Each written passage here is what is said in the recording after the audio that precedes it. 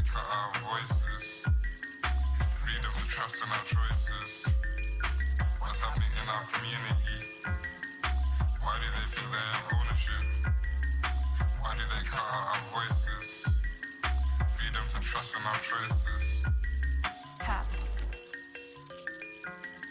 Tap. Who's there? Tap. Tap. Tap, tap. Woken up by a summer storm, extinguishing the burning city's heat.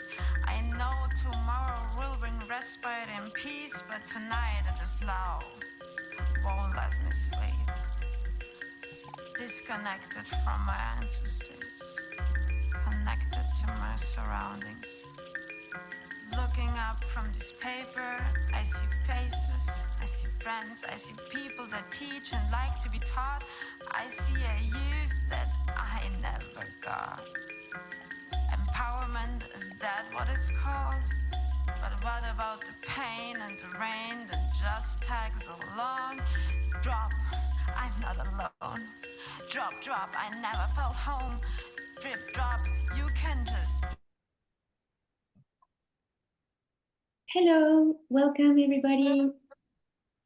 Because we Please, keep having we would be grateful if you can close your mics. We are starting now the session. And it's really wonderful to see you all today. Thank you for joining. This music was by InsideShare. It's a project they have on with the youth. It's an Erasmus Plus, and you can see the link in the chat. You can also raise your hand if you have a question or put your question directly in the chat.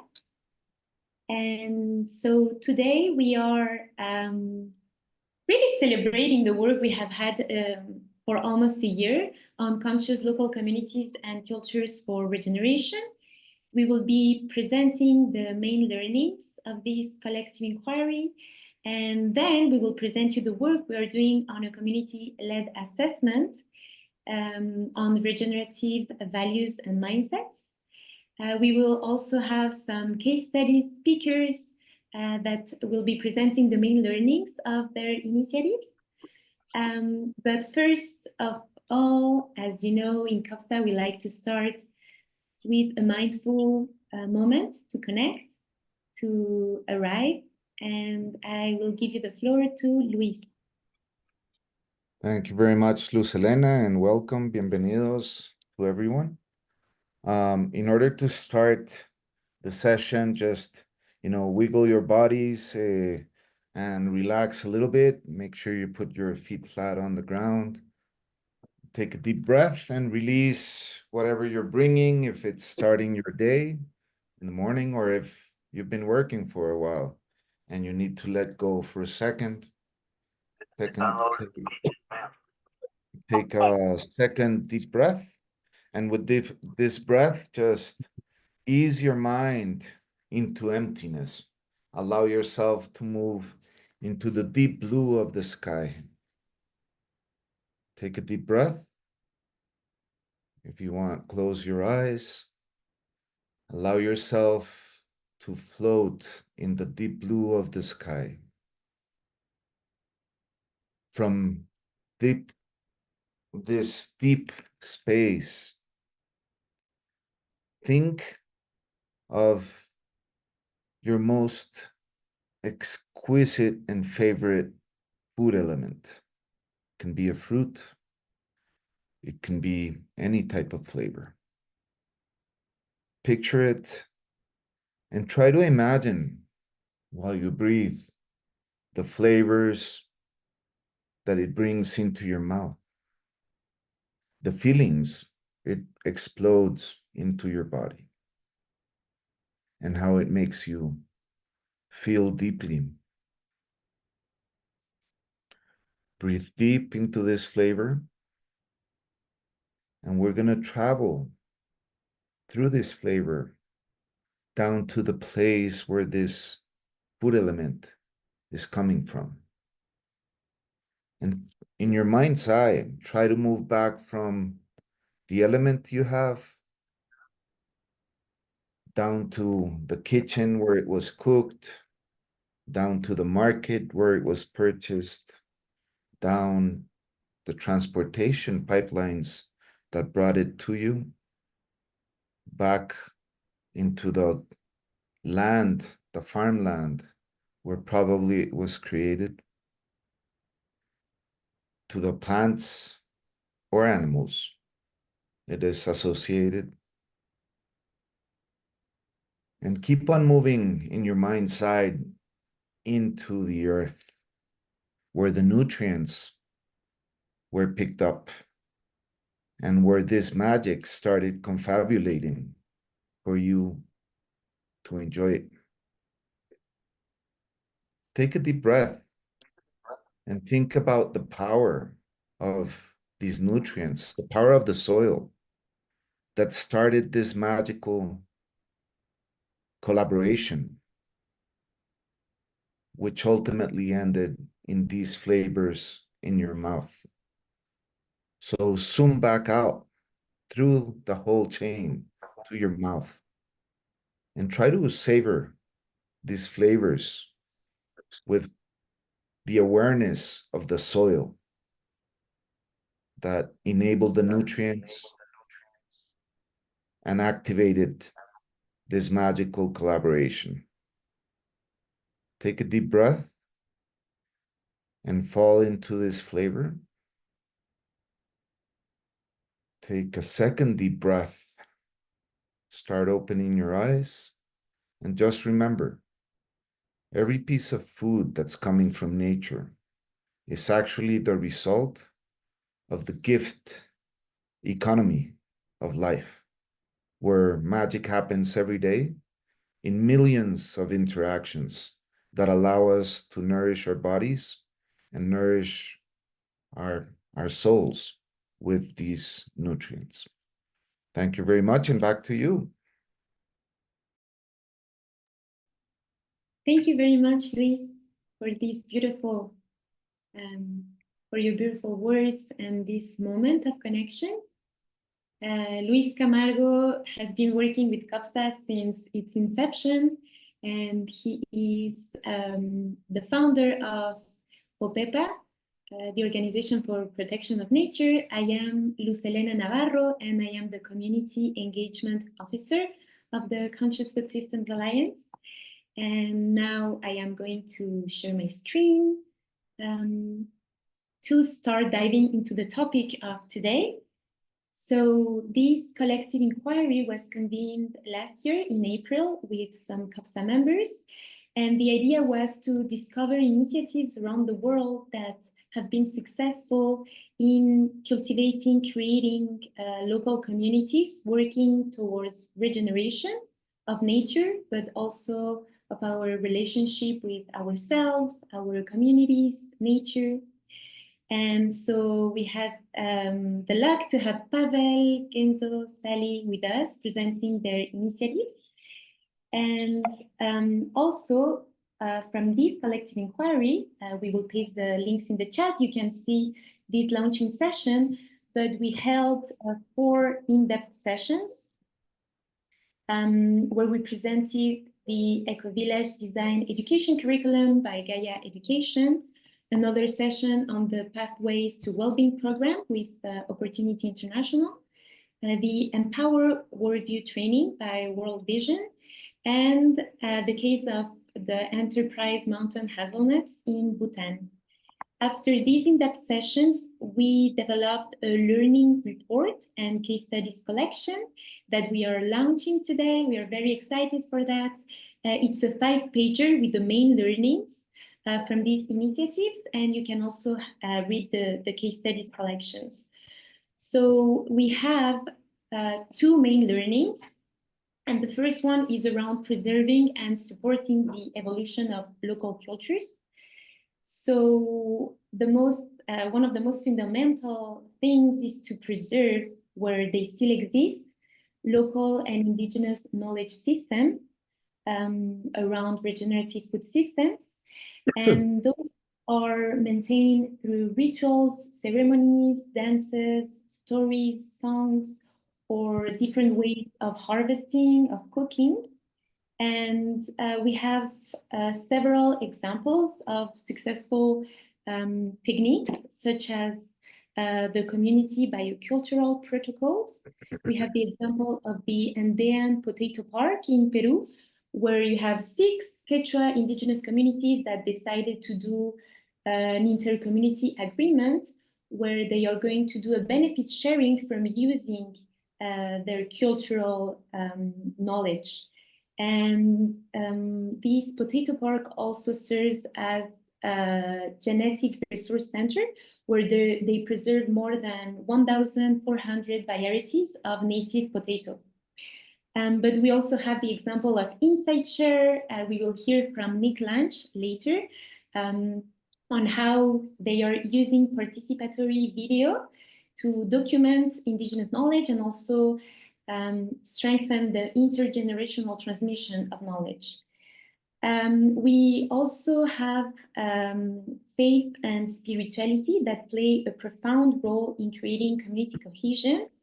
And this is seen in 2 main projects of our CoFSA members, Opportunity International and World Vision. They have successfully leveraged Christian faith traditions in the activities they do in their trainings. And it is seen that in many religious traditions, we have the moral imperative to care for the earth and its inhabitants, to think and care for future generations. But this is also seen in another context, such as in SECEM, the Economy of Love education program in Egypt, where they are introducing and building on Islamic faith traditions. So, for example, they include in their weekly meetings talking about this spiritual and religious dimension, but also they explore alternative food production methods and how to integrate biodynamic farming. Another important element is the power of transformative learning. And we, thanks to Opportunity International in particular, we see the role of storytelling and the importance of having small spaces, sharing circles, where the community or the participants of the trainings can speak up and can be in a safe space where they can open themselves and present their challenges. Yes. And we also have interventions aiming at fostering more regenerative mindsets and cultures need to be tailored to the local context. And this is particularly seen in Gaia Education case study. And Sally Bogail was telling us how, for example, in Asia, it is very easy to work with yoga, meditation techniques, whereas in Latin America or Africa, these activities are seen like more of a Buddhist tradition. So they would need to partner with local facilitators that play a key role in adapting the teachings to the community. And for example, in Northern European countries, nature connection is a very widely used practice to connect to ourselves and each other.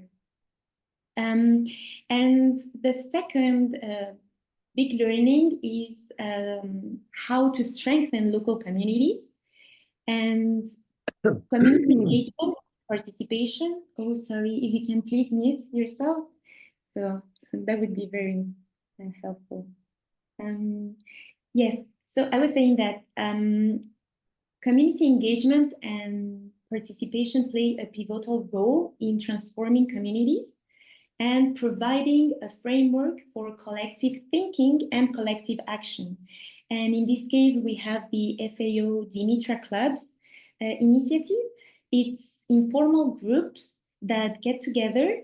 It is completely voluntarily, and they began to analyze common problems and start crafting solutions, or who is going to be leading one type of activity, and they do it with their own resources and capacities. So this case study is also part of the report.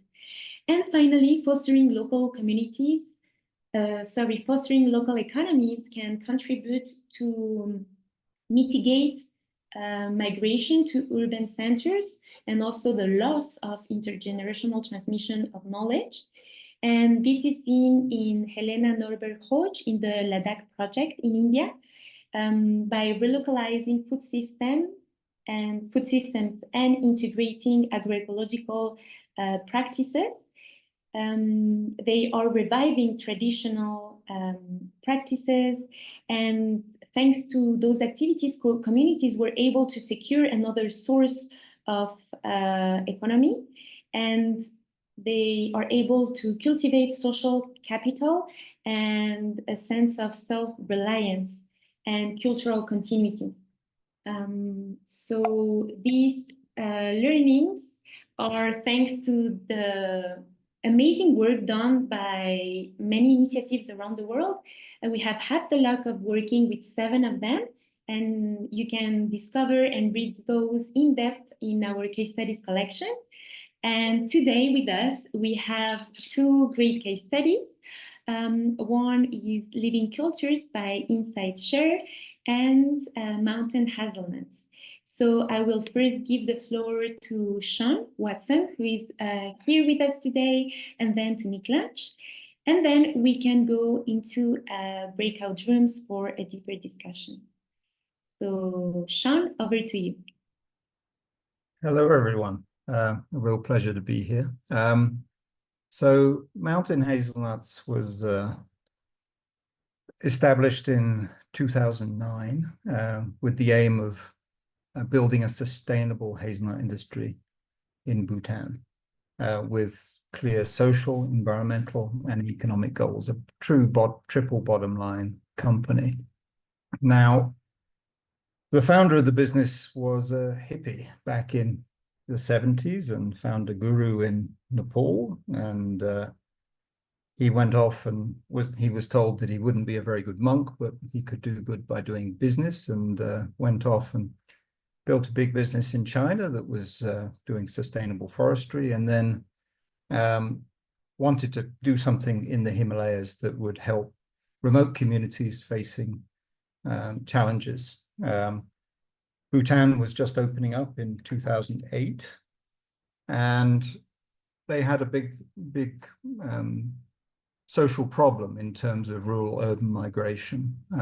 These remote communities, which are the heart of Bhutan, it's where the traditional practices and the knowledge is stored, were hollowing out.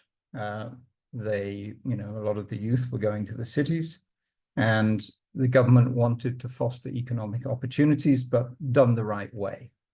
And so we signed an MOU back in 2009 to develop a full supply chain, but done using the best regenerative practices in harmony with the Bhutanese system. Now, what's unique about Bhutan is that it is actually a whole country that still exists in a fairly intact form in terms of its thought systems and its environment. You have 60–70% forest cover. There's no hunting, there's no fishing, and there is a deep respect for the connections with nature. And that's laced in with the mindsets of the Tantric and Buddhism and the Hinduism that permeates everything that everyone does every day. So instead of having a environment in which is hostile to these traditional systems or under threat, you actually have a supportive country level support for sort of the practices that we're trying to put in place. And as such, it is a flag on the hill of an example of actually, it can be done differently. This is maybe something that we're aiming for. So building the business in Bhutan, we needed to be receptive, and we wanted to be receptive to the practices that exist there. and we went through a policy screen for gross national happiness, which was quite intensive. And so there are 12 pillars covering all the different aspects of development. And, you know, we had to be shown to be on balance, net positive for the whole system. Happily we were, and we began working with growers. We now have 8,000 families that are growing hazelnuts, and we're exporting their nuts to Australia, and we will be exporting to India. But building that business, we needed to listen, and we integrated a lot of the traditional thought systems and rituals and practices into how we do business. And this was the, you know, specific aim of the founder and myself. We wanted to create a different type of business that enabled this precious place to transform economically, but without making the same mistakes we made elsewhere in terms of how we've done agriculture and created an ecological desert. And I think to a large extent we have so far succeeded in doing that. And, you know, the business itself and the culture that we've created within the business, I think, is very supportive and resilient. And, you know, we integrate the rituals of the local communities into what we do. Just as one example, the company spends an entire day for an annual Rimdro, which is essentially blessings for all sentient beings, and being thankful for being part of this gift.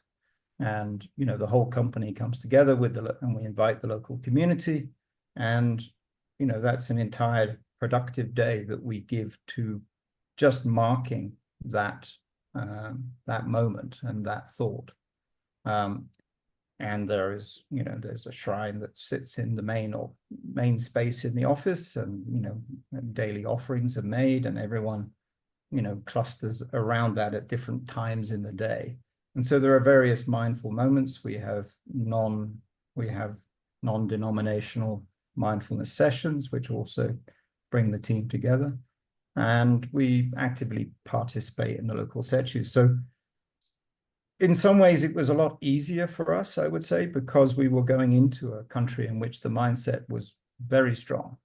And, you know, it was just about listening and, you know, not going in as a, you know, private sector business, knowing everything and saying, we're going to do it this way and you have to follow our rules.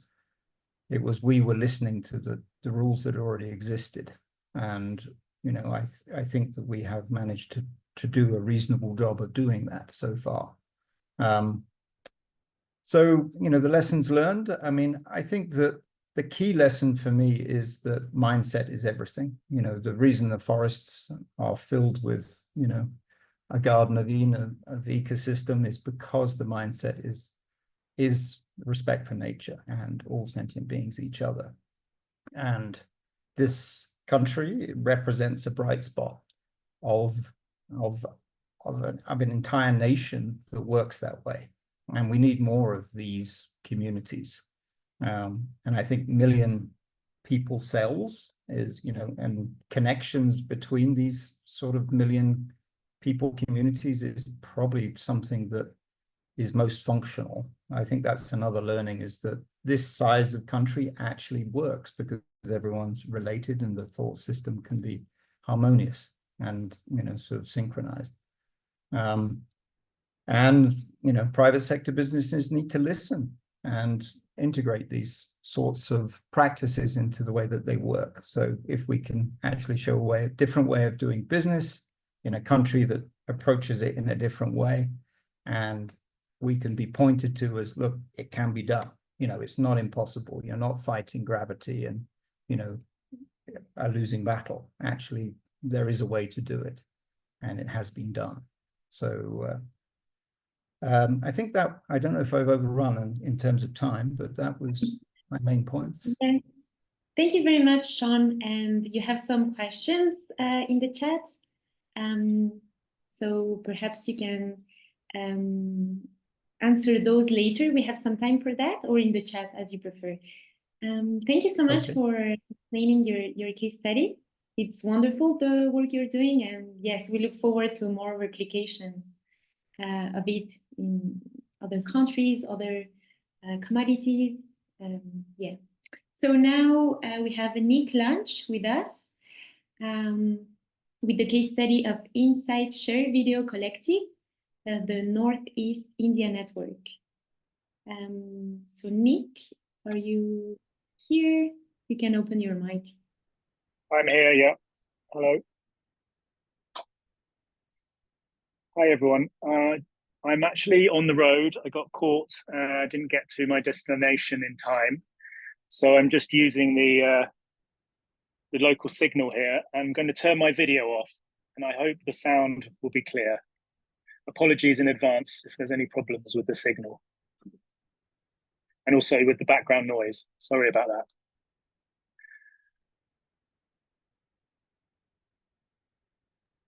There's no background noise, so don't worry. Okay, fantastic. So thanks very much for this opportunity. Basically, yeah, there's the case study is one of the is among the fantastic collection that's being launched today. So I just talk more, perhaps a little bit more generally, about the what we've witnessed and the impacts of participatory video. Insight Shares celebrating our 25th anniversary next year. So we have a fair amount of experience in working with Indigenous communities, which we started doing from the very outset, mainly in the Central Asian region. But now we have networks all over the world, on every continent. This is called the Living Cultures Alliance, and it's an Indigenous-led alliance or movement of community video hubs or video collectives run by local Indigenous people, mainly women and youth in most cases. Some of the video hubs we've had relationships with for 10 years, 15 years. The longest term partners are in Nagaland, in Northwest Mexico, Sonora, working with the Yaqui, Raramuri, and Comcac communities, and in with the Maasai in Kenya and in Tanzania, where they have the Ultilo Lama community video hub, Voice of the Maasai. And we've been running an online fellowship in Africa for the last few years, supporting a new generation of Indigenous trainers who have learned how to facilitate participatory video, basically to do what we do. So now all of our capacity strengthening and training is delivered by Indigenous people for Indigenous people on the ground with our support through this online fellowship program, 6-month program. Now, what we found is that in so many cases, participatory video acts as a catalyst for local change. And that's because it's a collective process that brings everyone in the community together. Everyone has a role, everyone has a say, everyone is heard. Even the wider community get to see the rushes, the films, the footage that's being filmed every evening or every few evenings through community screenings facilitated by the young filmmakers. And so the wider community can give their feedback and guide the process. It's an iterative process. Everyone gets involved, everyone learns all the skills, so no one dominates. It's community-led, okay? These films are completely authored by the community, not by us. They're edited by the community. Sometimes we help them edit more polished versions of the films for international audiences. But the key thing is the films are owned by the community. They're community owned. Are you hearing me okay still? Yes, all good. Great, fantastic. Now, sometimes, as I said, the videos are made for external audiences. Most of the films are made for local audiences and are focused on cultural preservation and knowledge preservation. So, for example, an example of how it can be a catalyst for local change. In Nagaland, actually in Meghalaya, the neighboring state, we were working with the Khasi community and Garo communities, as well as the Naga community in Nagaland on the same project. And it was really interesting. The group of young people in Nong Trao village in Meghalaya found only one person left in the village who was cultivating millet, which had been the traditional crop for the Khasi people for generations and generations, and is the most sustainable and efficient crop in the region. It uses much less water. It doesn't require irrigation like rice, but rice had taken over and only one man was left. So they decided to make a film with him to document the whole process over a year. So it was quite a dedicated commitment. And they learned all the songs, and the young filmmakers had to get in front of the camera and help the man do the threshing and get involved, get hands-on into the process. They showed that film to the village, and the following year, 150 families grew millet, planted millet, from 1 to 150, because of the power of a community film. That's a little example there. Another example of how the community sometimes want to reach beyond their boundaries to international audiences, to impact or decision makers and other stakeholders.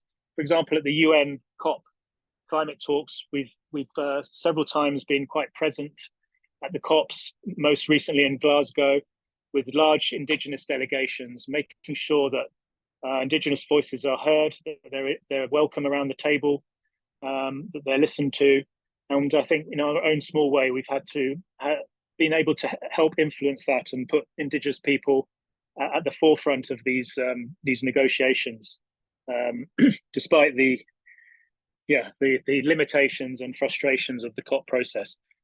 The other thing is building alliances. Insight Share helps the video hubs to connect with each other and share their videos, share solutions across boundaries, across borders, across continents, and that's really wonderful.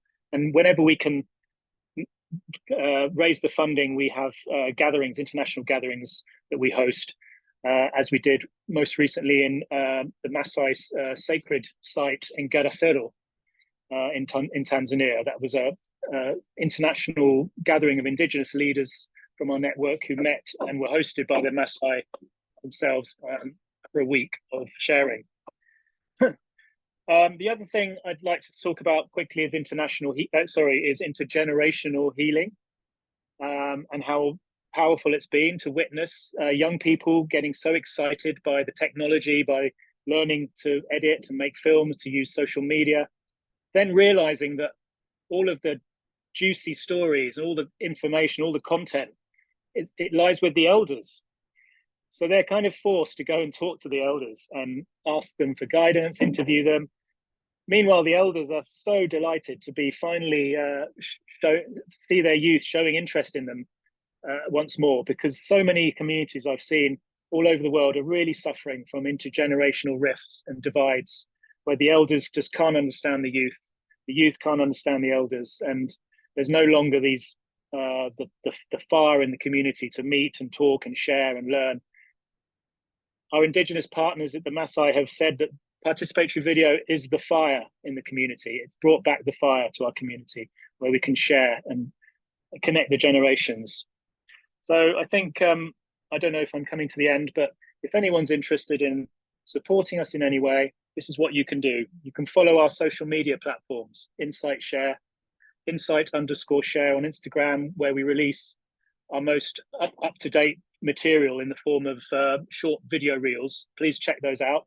Give us some feedback, because we're really kind of experimenting and trying to find new ways to get the voices out and the messages and wisdoms of Indigenous people out there accessible. If you can point us towards any resources, funders that might be interested in this kind of work, because it's very marginal, very kind of underground kind of work. It's difficult to fund. And also resources, we need equipment, smartphones, that kind of thing, where we can equip video hubs. And any media partners that might be interested in helping to amplify these amazing videos and broadcast them across the world. Thank you. Thank you very much, Nick. And yes, if you would like to send more information in the chat, you also have some questions. Thank you very much. Now we are going to go into breakout rooms. You will be randomly paired, so you can discuss 2 questions. Those are guiding questions, and then we come back and you can yes, reflect in the chat, put your comments, questions. Yeah, so see you back in 5 minutes. Sorry, what are the guiding questions? Yes, we're going to put them in the chat. Okay. What strikes you about these presentations, and in your experience, how can local communities cultivate regenerative mindsets and values?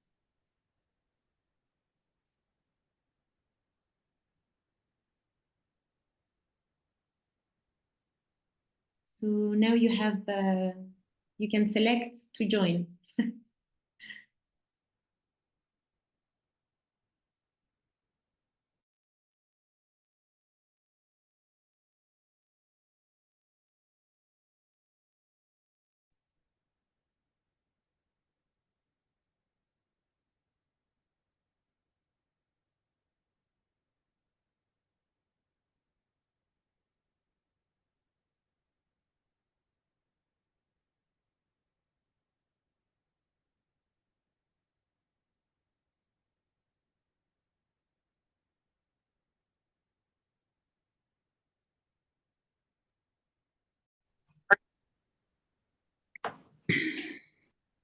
Welcome back. I'm happy to see smiling faces. I'm sure you had lovely conversations. Please mute your mic again. And if you have questions, please put them in the chat, reflections, comments, all your ideas, just, yeah, you can put them there. Sean, Nick, you have some questions in the chat. If you could please support us answering those, that would be wonderful. So now I am going to give the floor to Thomas, and I hope you're ready for the second chapter of this session, which is our work on communities of well-being. It's a community-led assessment on regenerative values and mindset. So Thomas, over to you. Thank you very much, Selena, and hello, everyone. I'm glad to introduce the next chapter. It's a very rich session today, and this is a very exciting work we have been involved in with the support of the Rockefeller Foundation as part of their support to the Regenerative initiative, which aims at scaling up regenerative agriculture.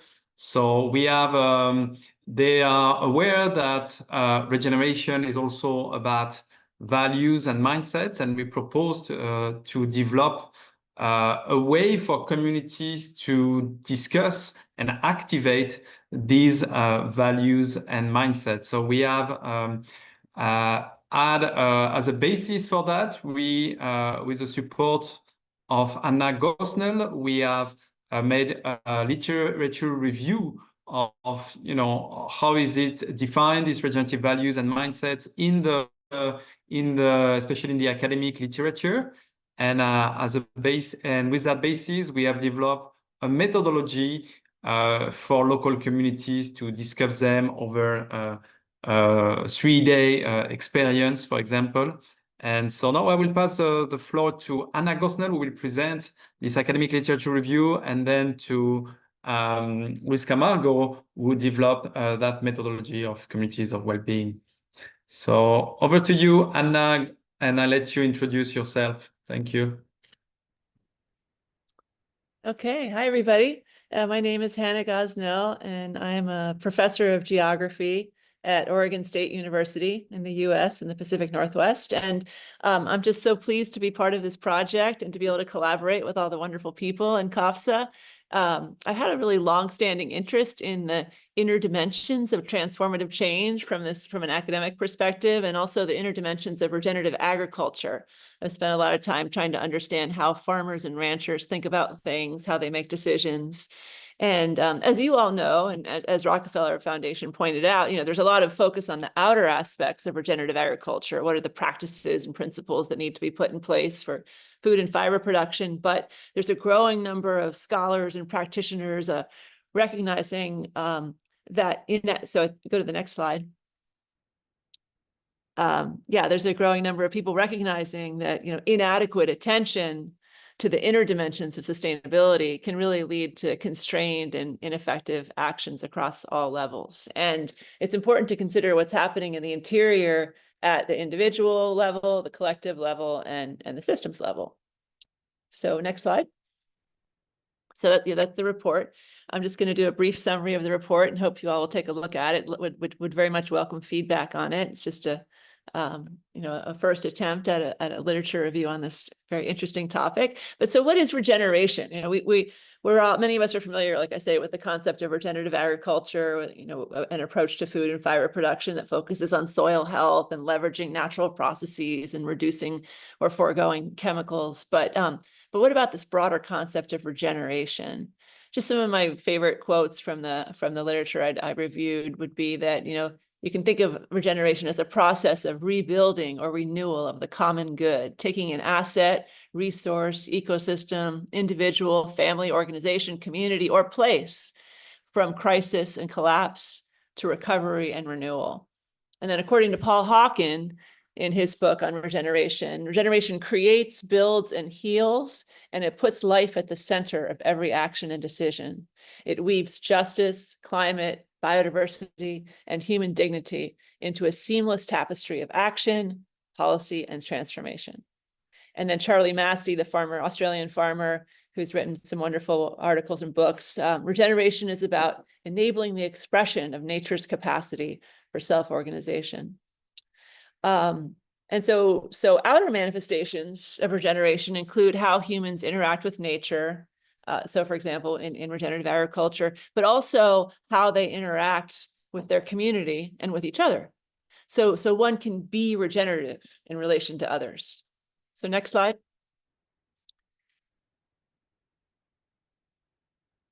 So the inner dimensions of regeneration include the ways that individuals think about nature and their relationships to nature and each other, how they make decisions, as well as their shared beliefs, values, norms, customs, and practices. And these inner dimensions of regeneration in the literature are often characterized as really deep leverage points for transformation because they underlie all of our decisions and behaviors, and they often go quite unexamined. We don't really think about these, like, why did I make that decision? So for this report, I reviewed literature on mental models, mindsets, and culture associated with regeneration, regenerative agriculture, and regenerative design. So I'll start with mental models, or no, well, before we go to the next slide, let me just say how I would define these things. So mental models, you could think of as representations in people's minds of how parts of the world work. So mental models are used for understanding and decision-making in a given domain or situation. So for example, on a farm, they reflect the cognitive process by which farmers' views about sustainable agriculture are translated into decision-making, including which management practices are adopted. Whereas mindsets are broader than mental models. They're the underlying assumptions, beliefs, values, and associated inner capacities that inform one's overall perspective and behavior. So a mindset is a predisposition to see the world in a particular way, like a filter. You could think of mindsets as like habits of mind formed by previous experience. And in general, mental models refer to thinking, where the mindsets are more related to feeling and being. And then the culture can be defined as the values, beliefs, language, rituals, traditions, and other behaviors that are passed from one generation to another within any social group. And I think it's interesting to think about how culture is a reflection of individual mindsets and mental models, but it also influences those mindsets and mental models. So it's like a reciprocal, iterative kind of relationship. Anna? Yeah. I'm wondering if I think you have some slide on that. I think we're still looking at the slide on inner dimensions of regeneration. Yeah. Yep. Okay. I'll get to the mental models in just a second. I was just finishing just a basic definition of these concepts of what are mental models, mindsets, and culture. So I'll move now to the summary of the findings. What did I find? So the next slide, regenerative mental models. So what are regenerative mental models? In general, I think what I found is that two big concepts are emphasized when we think about mental models, how people think regeneratively. And one has to do with living systems theory, that many proponents of regenerative agriculture, for example, refer to the importance of living systems theory to their thinking about and understanding the world. And living systems thinking looks to nature for design principles for regeneration. There's a focus on processes that enable the expression of nature's capacity for self-organization. So for example, living systems, some of the key dimensions of living systems, they create conditions conducive to life. They're interconnected and nested in interdependent systems. They depend on collaborative partnerships and mutual resilience. They're constantly adapting, changing, and evolving.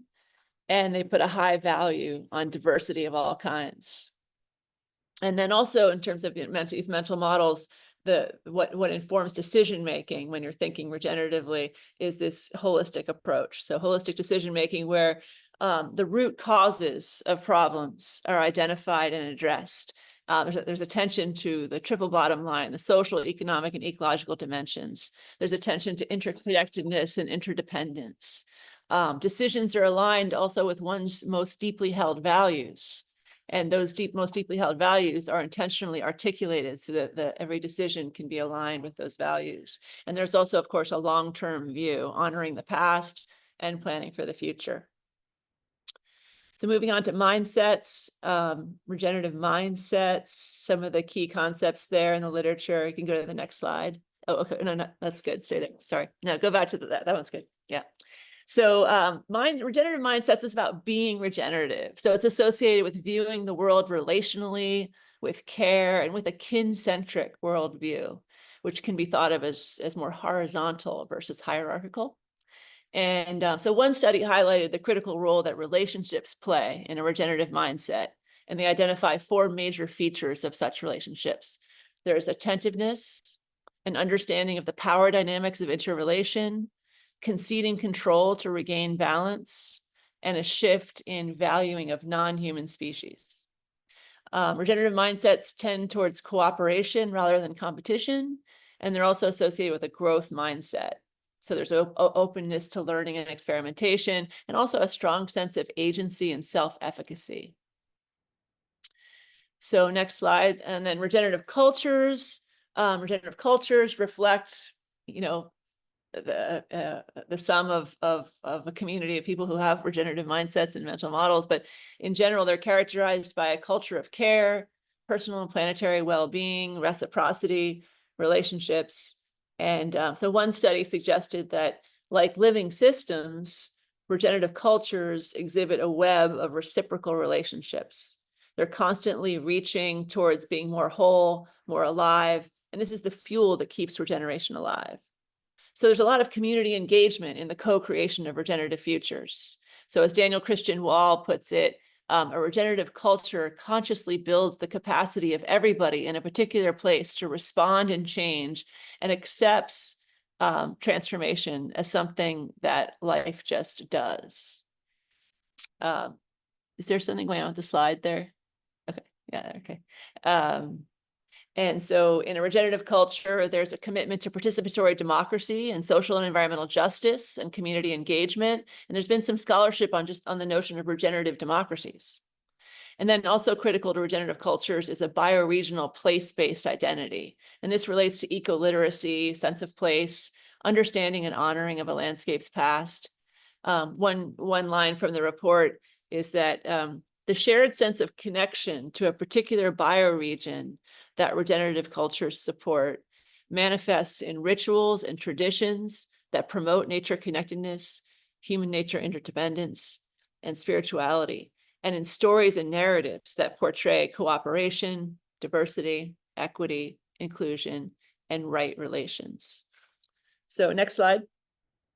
So we took these findings from the Lit Review and we translated them into 12 principles that could be used in community assessments. And that's where Luis took over, and he's created this incredible framework that is going to be piloted, and he's going to tell you more about that.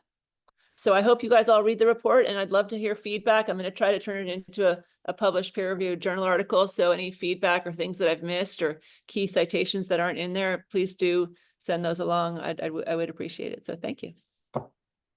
Thank you so much, Anna. It's a wonderful report, and I think one of the first of its kind. We are doing really pioneering work. So I encourage everyone to look at the report.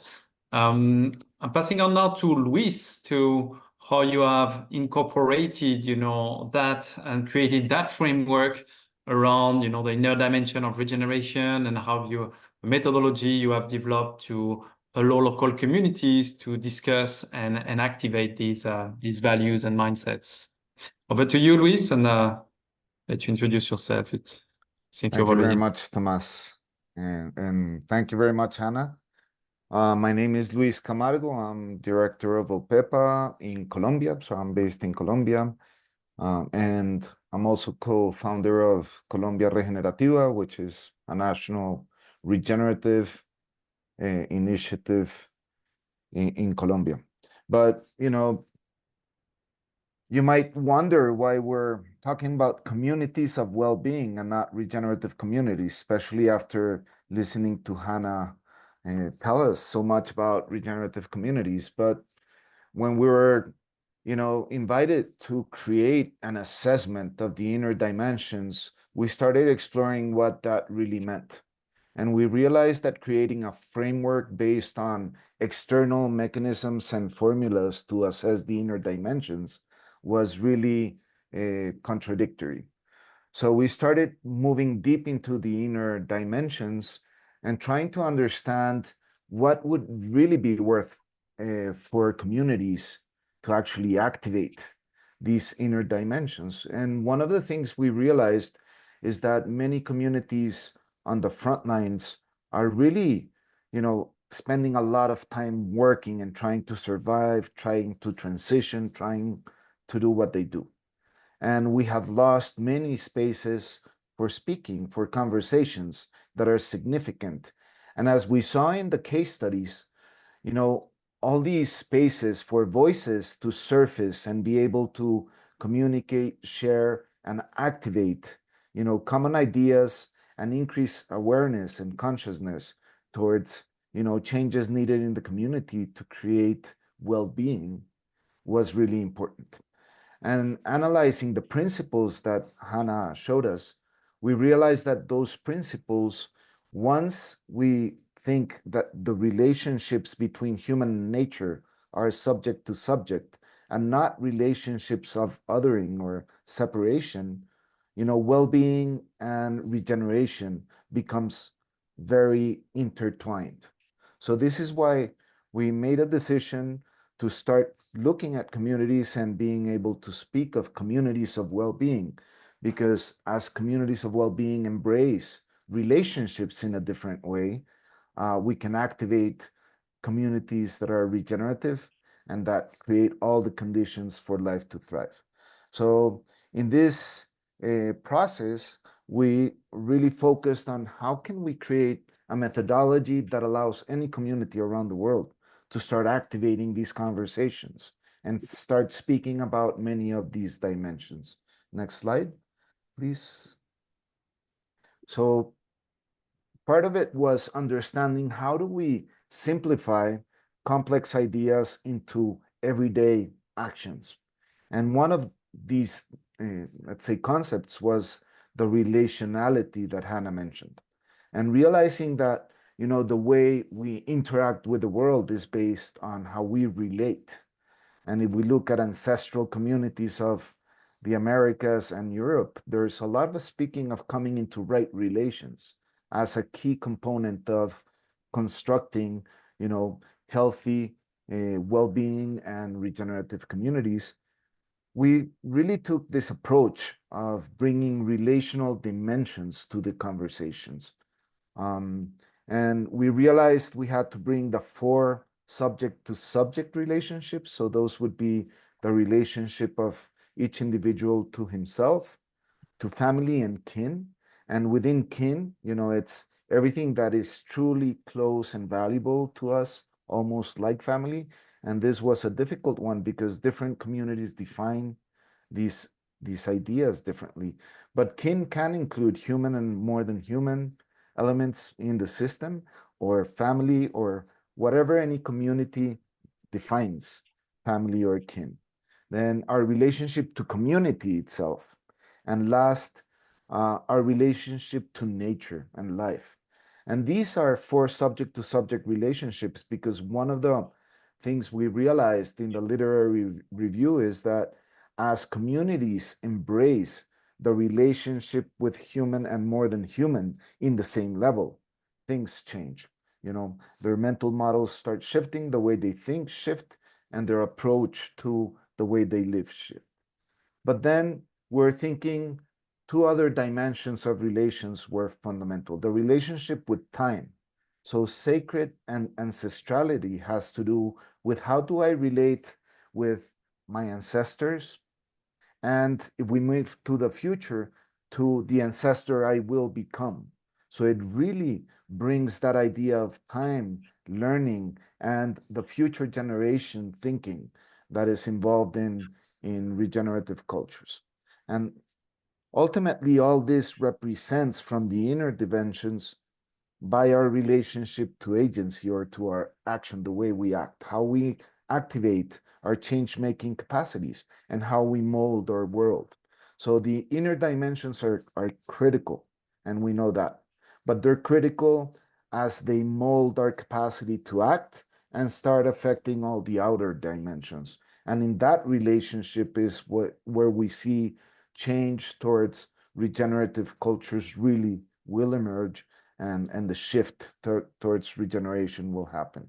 Next slide, please. Okay, so by taking these 6 relational dimensions and connecting the principles that Hannah really presented, you know, and trying to combine these 2 in how they represent, we believe we can create a mechanism or a methodology that actually enables communities of well-being.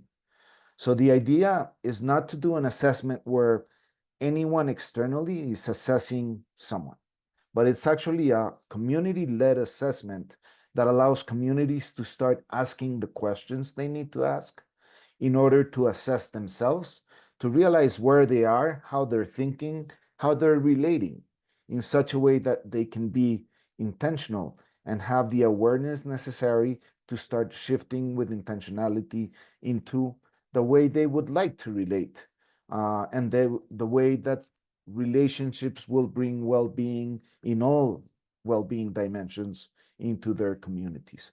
Next slide. So this assessment, you know, and you'll see in the methodology and the document, there's a lot of context of theory, but it ultimately represents in taking each of the dimensions and asking key questions and allowing communities to move through those key questions. One particularity is that we know communities are conformed by individuals. So the community-led assessment starts with a self-assessment where individuals can ask themselves questions in each relationship to bring awareness to the individual on how they're viewing this and bring that to the surface. And then with those ideas and thoughts on the surface, they embrace in a community conversation where they can start sharing and bringing common elements, discovering common elements that define the community and the communities of well-being. So the assessment is really designed to have different levels. So a general assessment like this one, which is simple questions in the 6 relational dimensions, where we can start, you know, reflecting on those dimensions. Next slide, Luz, please. And then there's a detailed assessment, because as you will see, there's a journey we designed to help communities move through these conversations.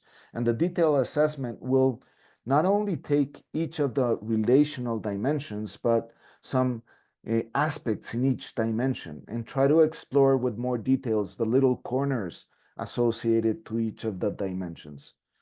In this case, as you can see, We have life and nature and a couple of the aspects in life and nature, like human connection, care for the earth and respect, and interconnectedness, interdependence, and reciprocity. So as you see, these aspects are taking some of the elements from the findings in the literary review and bringing down to conversations that people can have in their day-to-day experience and day-to-day ways of being. Next slide. So this whole process really connects by actually anchoring into a journey. And this journey starts with really that self-reflection in what brings well-being to us as individuals, but also to us as communities, finding that common, let's say, the common place where we can meet and we can define well-being for us from a deep perspective. And this will allow us to understand where we are as a community.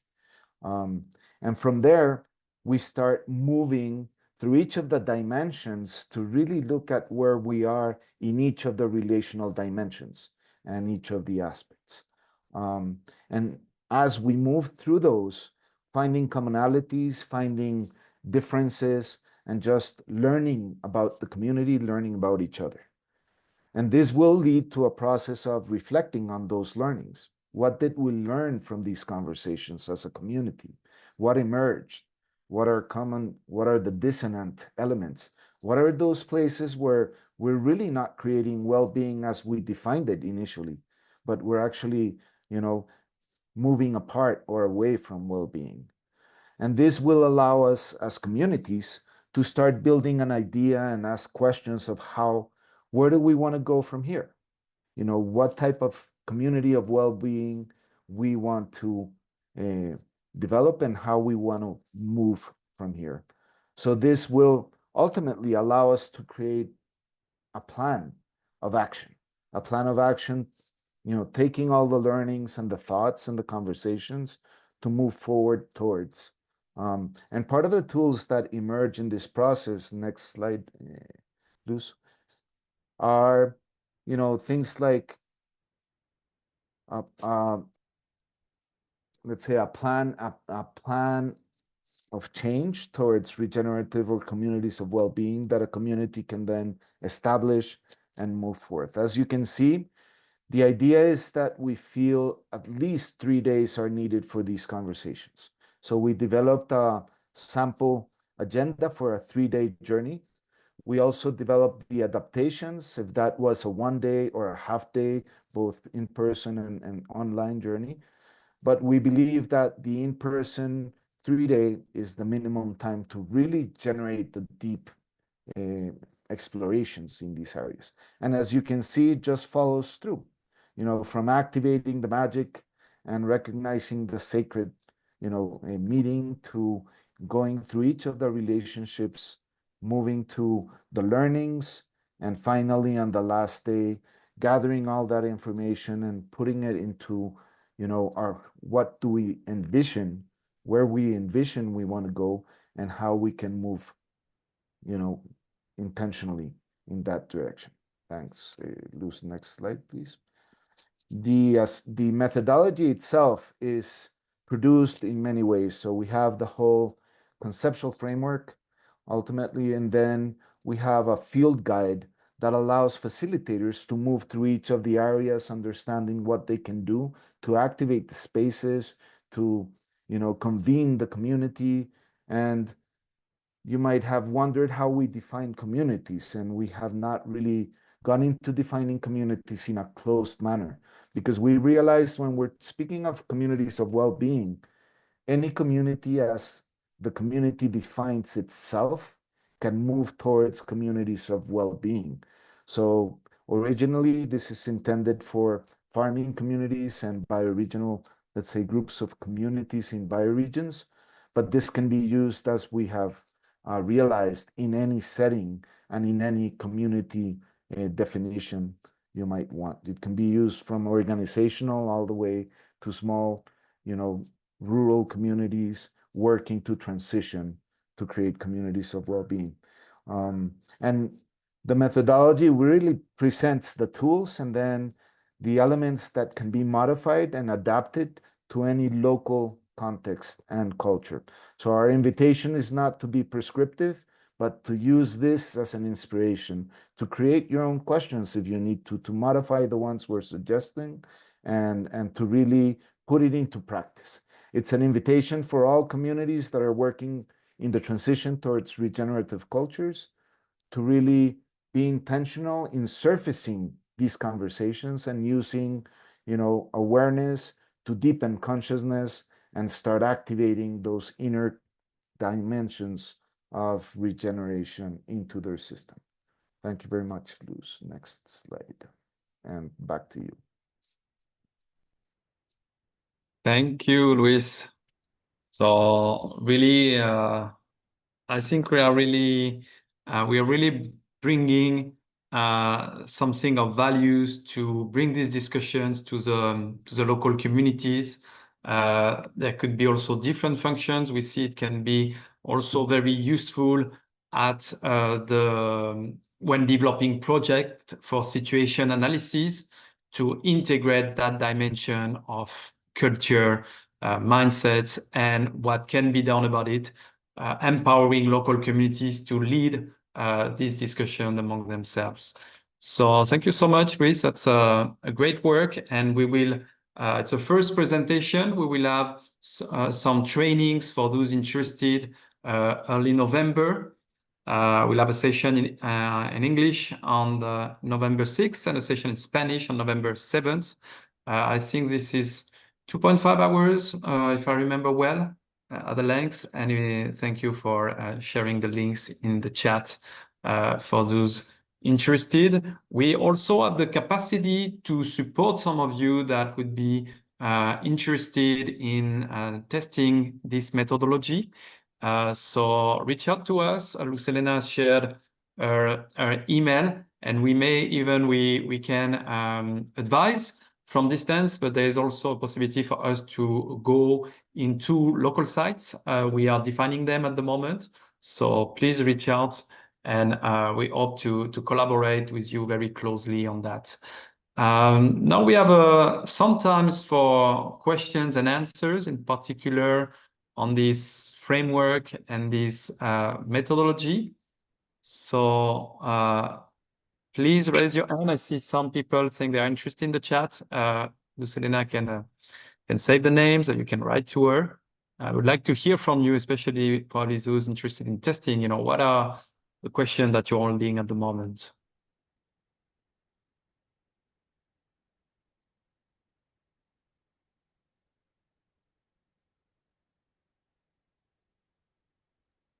Maybe I have a question, Thomas.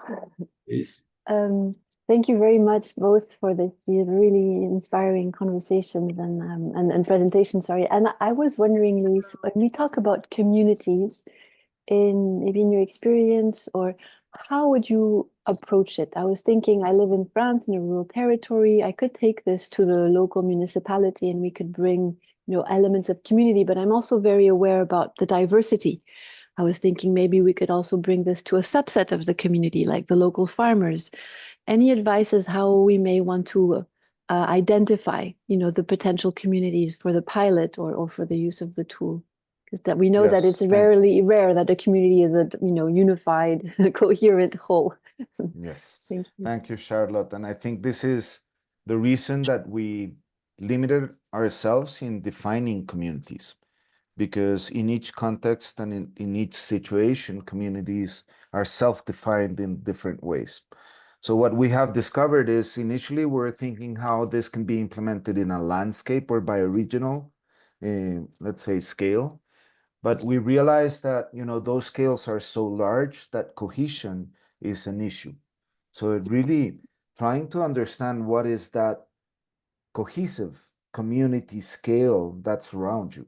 So for some people, it might be their local neighbors, because that's the community of change. For some people, for example, the ones we've spoken to, an association of farmers, that might be a community that's actually working in a larger territorial scale, but their community itself, their community of change, is defined by the association, by a structure they already developed. Small communities that are cohesive and already have, I think, cultures that connect and allow for having more intimacy in the let's say in the social relationships of the communities, then could be conveyed by a municipality. But I would imagine, and my suggestion is, these conversations, for them to be more powerful, need to be intimate. You need to become vulnerable, asking yourself and being realistic in answering the questions, because we're asking very important questions that make us vulnerable. We will realize as individuals some things that are missing and we're at fault. Let's say if we want to be coherent in our thinking and our acting. And in that sense, the community will realize also incoherences and contradictions. So the idea would be is to really select the scale that allows you big enough to include many views and many perspectives, but small enough that you can become vulnerable, that you can actually speak from the heart and create the space and hold the space to speak from the heart and start building together with intention, this process of moving towards communities of well-being. Thank you very much. Very useful. Thank you, Luis. Julius, I've seen you have we're putting question on the chat. If you want to step in, you're welcome. Yes, thank you. Hello. Go ahead. Yes, we hear you. Yeah, Go ahead, yeah. I'm very thankful for this wonderful presentation. I like the tool. I'm asking, is there a way we can translate the tool into a local language like here, Kiswahili for Kenya?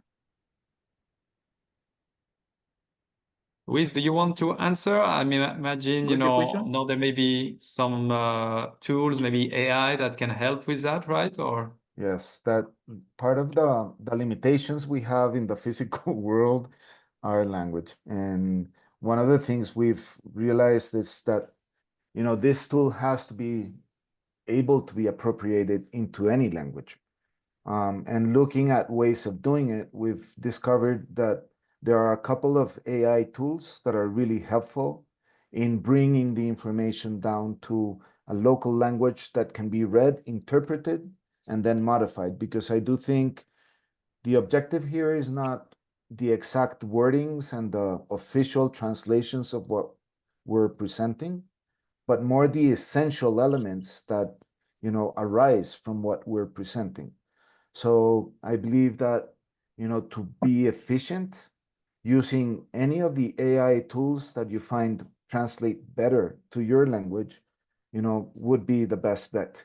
Start working with that and looking from the conceptual framework you've heard and maybe what you've read. If you have questions, always reach out to us and ask. But using that to start building the questions that are contextually that make sense contextually to your communities, to your reality, and to your language.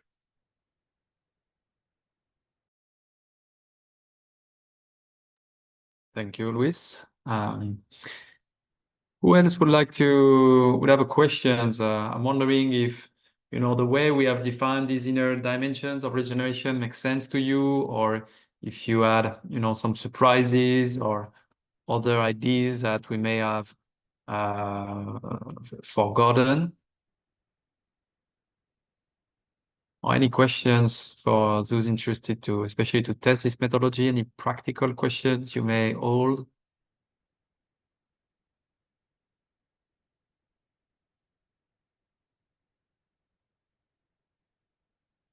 I don't know, Luis, Anna, is there something you want to add? VM, yeah, please come in. Okay, thank you. Okay, hello everyone. Thank you so much for this valuable presentation. It's really a current situation that I'm living with. Actually, I want to ask Mr. Lewis or Mrs. Hannah from their experience. I'm dealing with, for example, I saw in a situation, I lived a situation with the old with the old men, for example, from an agriculture association. and sometimes they are resistant to change or to get that idea or a new idea of regenerative, for example, of for SM, how to say it, like sustainable management land, or how to accept new methodology, or you know.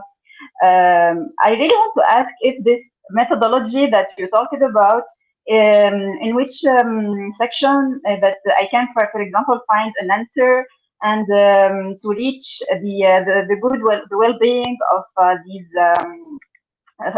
of these farmers, because when I asked all the questions as the circle that Mr. Lewis showed, I made all the questions, what things were the well-being, and reaching to where to go from here.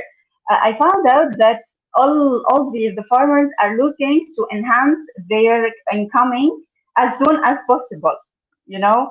And this is the first, and I really want you to know, you know, if this methodology I can find these answers and how to convince these kind of persons, and the resistant to change ones, and yeah, for the well-being of everyone. Thank you so much. Thank you. Yeah. Luis, you want to answer that? Yeah, I can start. And Hannah, if you want to add, please feel free.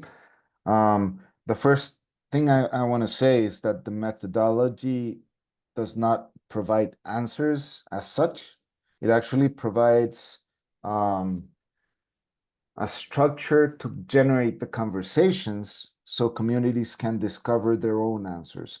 We've realized that, you know, we really want to activate this local inspired answers, because those are the answers that get fully appropriated. So in regards to your question, how do we define well-being? So we know people are fighting and really want to make more money faster. That's, you know, and to bring something faster to them. But those ideas sometimes, you know, are molded by many other external factors and by the ways we've been doing things in the economy, in the systems where we're structured for a long time. So the idea of these conversations is to actually start asking the deeper questions that allow us to redefine well-being for us, and to really come into common, let's say, common frameworks within the community of what that well-being is. If it's going to be well-being, you know, one thing that's really important is not well-being of the individual only, it's well-being also of the community, it's collective well-being, it's well-being of the planet and the living systems where we're involved. So it's really asking to reflect holistically on how to bring this well-being, and this will shift the definitions that are current and that drive many times the urgency to bring well-being in only one dimension quickly, because that usually unbalances a lot of the other dimensions of relationships in our community. Hannah, would you like to add something? I'm trying You're to think. muted. I wanted to make sure I understood the question. I think was part of the question about how do you get people on the same page, and how do you get people interested in these ideas, and when there's diversity of ideas. Was that part of the question? Yes, to convince them about the well-being of all the community. We can find someone, for example, who is, or two, who are resistant to change, or to go with the common objective. So, for example, from your approach and from your point of view, how shall we deal with these kind of persons who are resistant to change? For example, the methodology of communication with them, and to convince them little by little. You know, this is this is my question. Thank you. Yeah, great question. Because I do think that this report sort of evades the issue of how do you make these things happen? And that's all about transformative change. So the concept of transformation is kind of separate from this report, at least from the literature review. Literature review said, here's what it looks like when you've arrived, when you have regenerative mindsets, mental models, and regenerative cultures. This is what it looks like. The question of how to get there is like a whole nother issue, and that's all about transformative change. And I think you know, one key thing is that you have to really create opportunities for social learning, communities of practice, try to help people see that maybe regenerative ways of doing things actually do pencil out, maybe in the longer term, getting people to think, you know, introducing new ways of thinking about economics and profit, and thinking more long term. So I think that what's key is create, like for instance, in some of the research I did in Australia on regenerative agriculture and how and why people were interested in transitioning, there were these charismatic facilitators that would hold these microscope clubs. And so people would come together to learn about their soil. And there was a place where they could come together and have conversations and kind of get on the same page and get excited together about how they could see their soil changing. And at the same time, they could start talking about different management practices. And so, yeah, I think that you raise a really good question of how do you get people on the same page? And there's not a simple answer to that. I love the presentation about Bhutan, and because it seems like such a unique situation where you have so many people kind of sharing a similar mindset. I think I'm not sure there's a lot of other examples around the world like that, but if we can create more communities of practice and create more opportunities to learn about regenerative ways of being, maybe we can aspire to be more like Bhutan. And I think I would add, Hannah, you know, this interaction between the outer changes and the inner changes, that's fundamental. Because many times we're focusing on changing our practices and our processes, but we're forgetting of bringing to the surface the inner dimensions. And this is what maybe has become really clear in this set of, you know, the case studies, the literary review, and the development of the assessment, was the importance to really bring that invisible layer to the surface, make it visible, so we can start interacting between the changes and the practices with the inner changes and the changes in definitions, in mental models, in values, and in common, let's say, collective ideas of what culture we want to create. Yeah, and I think there really is an iterative process between the outer and the inner, you know, the experiential learning, being out in nature and learning about how nature works, and then that can shift mindsets, and then your shifting mindsets shifts the way you interact with nature. It's really an iterative back and forth, and yeah, you can't just go inside and study regenerative mindsets. You have to really be out in the world and experiencing and learning in this kind of active way. Thank you, Anna, Luis. We're getting to the end of this session. It was a very rich session. We released 3 reports.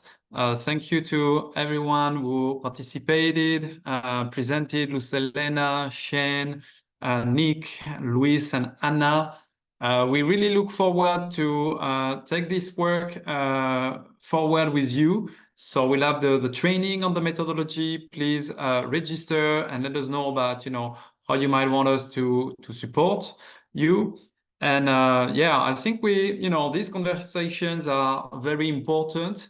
And in CoFSA, we'll be also promoting soon a methodology of sharing circles for farmers, which can also be very important to create the space for, you know, the evolution of our mindsets through deep conversations.